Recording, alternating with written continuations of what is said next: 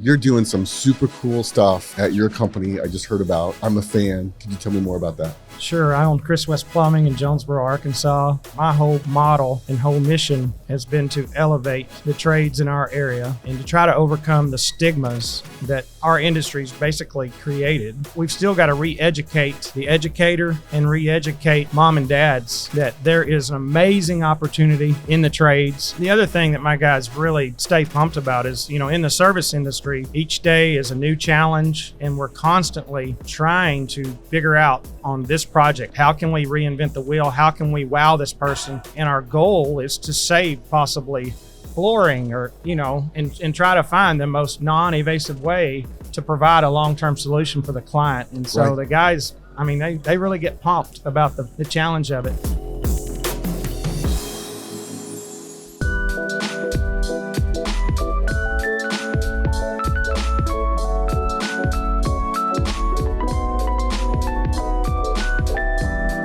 This year's Connect show, put on by PHCC, the Plumbing, Heating, and Cooling Contractors of America, was a total blast. We met and caught up with so many great people from our industry. What an honor to have some of them on Behind the Windshield with Dennis the Apprentice, where we learned a bit more about them, where they came from, how they got into our industry, and some of the innovative things they're doing to make our industry the place to be. One thing special about this show is that it hosts the PHCC National Apprentice Contest, so there were a lot of great apprentices in attendance. I wish you could have been there yourself, but maybe the next best thing is getting to know a bit more about our next guest.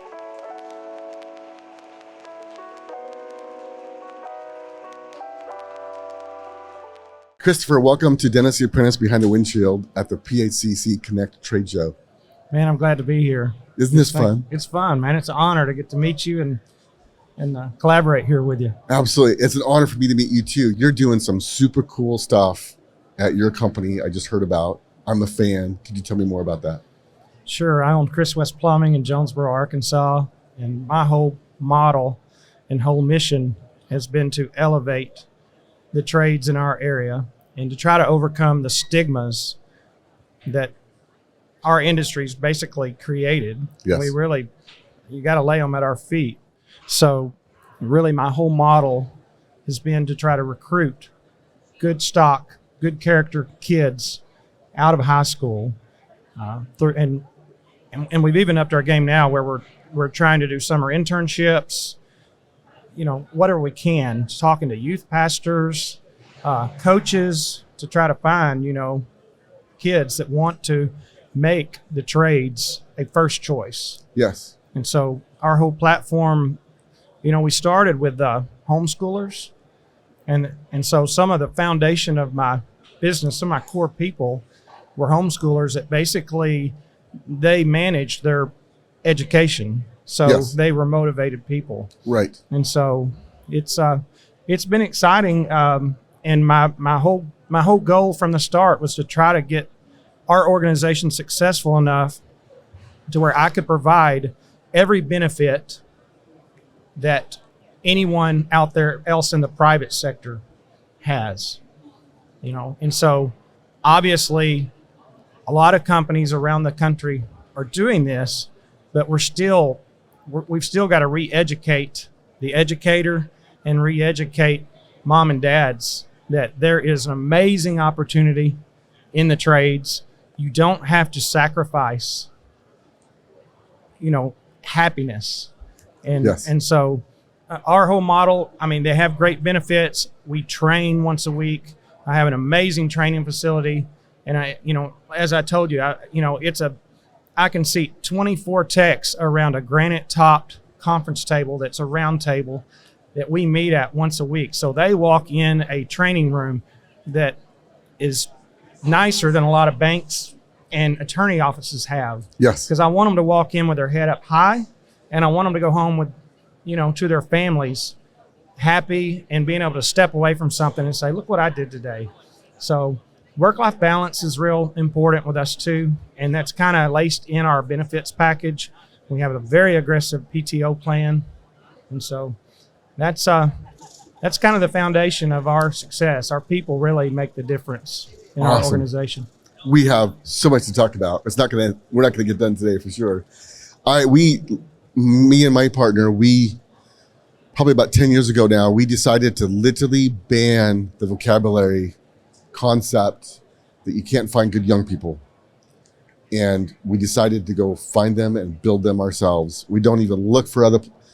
We happened across good plumbers that actually were attracted to our culture, but we didn't rob plumbers from other places. We just decided to build our own, built our own training lab, started. And what was really cool, what we found, I'm sure you found it too, that when you get a young apprentice that wants to learn, most tradespeople, almost all tradespeople, I would think, actually want to leave a legacy. It's an inner thing they don't realize they have until they start passing on the information to a young person. And it's like taking a new construction plumber and he learns service and he sells a job for the first time. And it's like, wow, that was fun. Plumbing was boring for a while and it becomes fun to sell. There's another level when you're teaching a young kid that wants to learn that feeds your soul like nothing else. It's an exciting time to be in the industry because technology obviously is laced in everything that we do. And the beauty of that is my younger techs, we throw the technology to them because they get it, and they embrace it, and even back on the education side of things and the recruitment, we even have an apprentice in our program that's a speech pathologist. Awesome. And literally I use this quote all the time. I said, so why are you here? Why aren't you talking to me?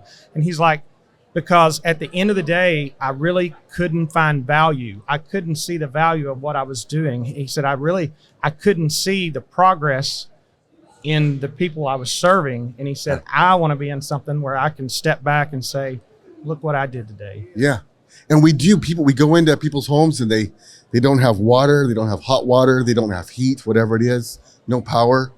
And we fix it. They're so happy. They give us money and they thank us. Oftentimes they write a review and you get to take that home. And then that's why I think we drive around pointing at houses that we worked on all the time.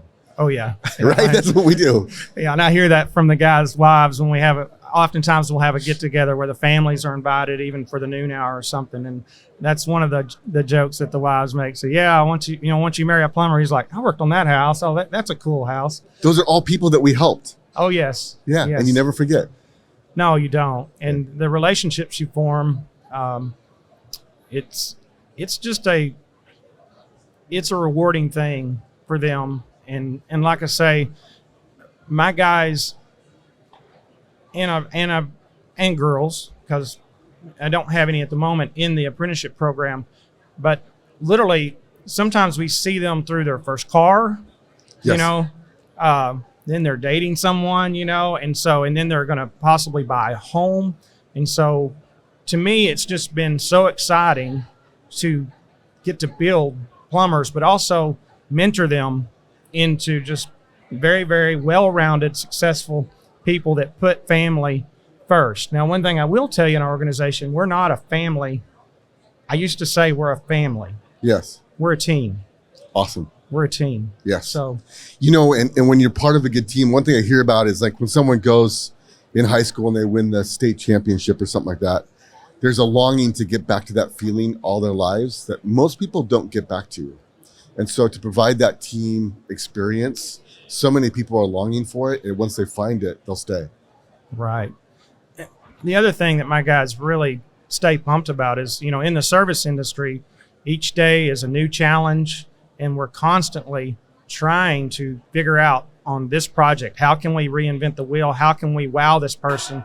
And our goal is to save possibly flooring or, and try to find the most non-evasive way to provide a long-term solution for the client. And so Right. the guys, they really get pumped about the challenge of it. And we also try to figure out where we can place them. So we're siloing, a lot of the tasks we do between service, residential remodel, commercial, lining, excavation, because literally, we want our guys to be fulfilled, like what you're talking about. And so really just trying to learn from them and communicate and listen to them and say, hey, what really makes you excited Right. to come to Chris West Plumbing and work, and so actually, and don't always get it right. Yeah. Some techs are wallflowers and they won't communicate, and so I'm having to be a better leader in learning to listen more from them, and create an environment where they have the freedom to fail, but they also have the freedom to speak up. Sure. It's hard. Yeah. I try to set goals every year with my techs. So every year I have 3, 6, and 12-month goals, and then 3 personal and 3 professional. And it's amazing how many people won't write down those goals. And I don't know why. It's too vulnerable or something. But the ones that do, like I was at my shop last week, and a lady came up, and I could tell she was waiting to see me. And I do it with all my employees. And she put her fist out, and she's like, I'm debt free. And it was a Thursday. But one thing really cool about setting goals is it makes ordinary days special. And so that Thursday, I'll never forget. I'm telling the story about an ordinary Thursday. She paid off all her debts. But are you able to set goals, or do you find that too with apprentices? It's kind of hard to get them to participate in some of those things? It is. And I don't know, a lot of that comes natural, to some of your team members. And some of them, yes, they're either reserved or, keeping, I call it leaning in.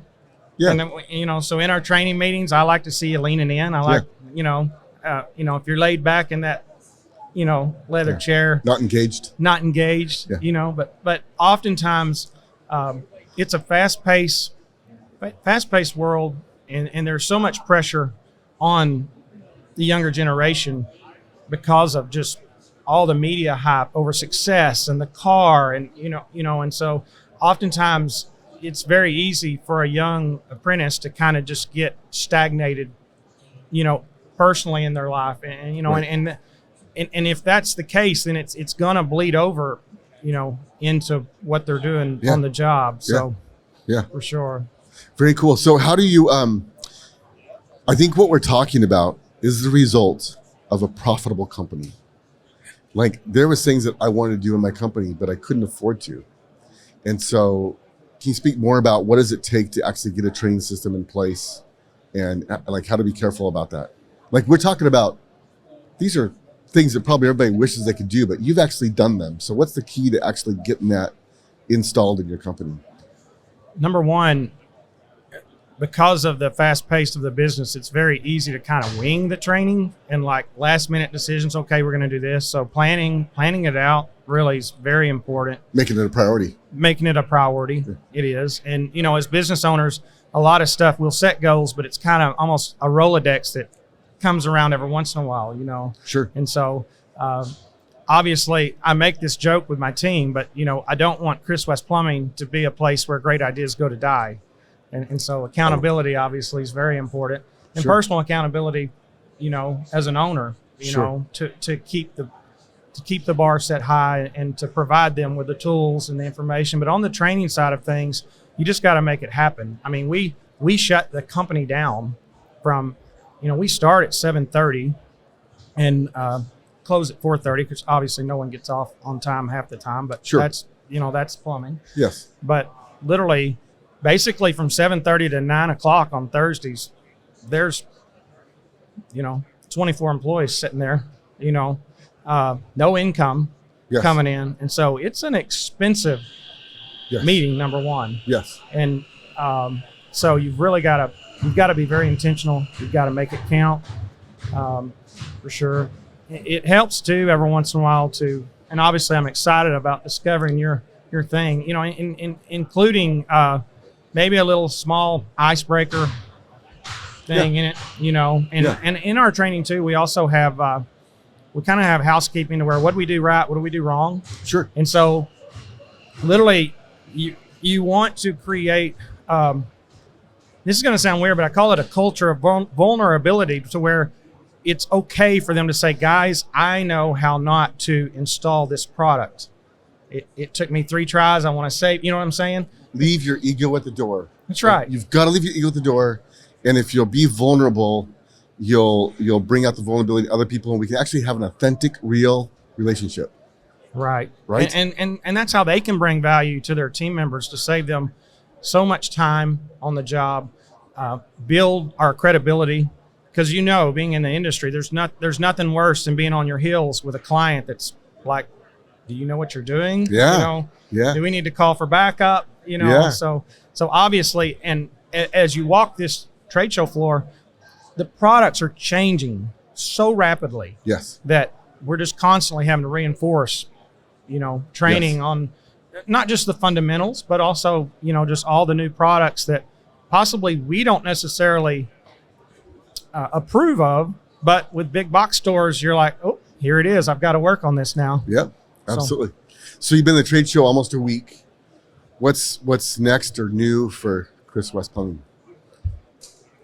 So right now we've opened up a new venture on pipelining, Okay. and then we've upped our game on excavation. So for Chris West Plumbing right now, we're possibly trying to silo some of these divisions to where and track those divisions way more individually. So there's really I don't want any place where a high achiever gets overlooked, and I also don't want an organization where someone really shamming or laying back can hide under Yes. those.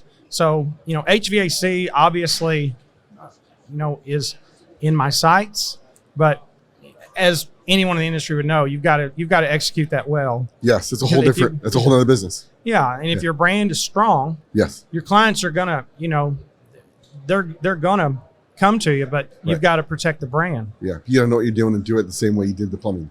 Exactly. Yeah. Very For good. sure. Yeah. Well, Chris, I could talk to you for a long time. Let's do this again. Oh, I'm looking forward to it. Awesome. Thank you so much. You got it. All right.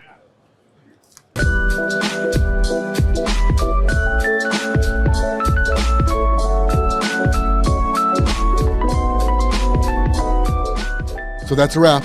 I hope you're inspired to make it to a trade show near you, or even put the 2024 PHCC Connect show in Birmingham, Alabama, October 7 through 10 on your calendar. If you can't make it, but want to stay up to date on what's going on at the shows, like and subscribe, and I'll do my best to bring the shows to you.